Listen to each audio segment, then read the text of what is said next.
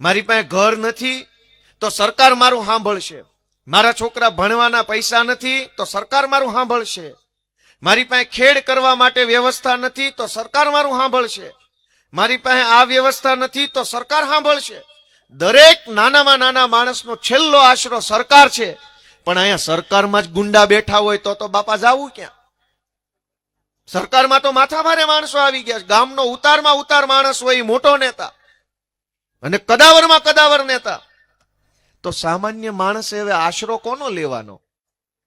નહીતર રાજનીતિ બની જ એટલા માટે છે કે જે માણસને ભગવાને ઓછું આપ્યું હોય એને રાજનીતિના પ્લેટફોર્મ પરથી વધુ આપી શકાય. જે માણસને ભગવાને ક્ષમતા ઓછી આપી હોય એને ટેકો સરકાર આપે, અને જેને ભગવાને વધુ આપ્યું છે એને હજુ વધુ આપે. વ્યવસ્થા તો આવી રીતે બની હતી.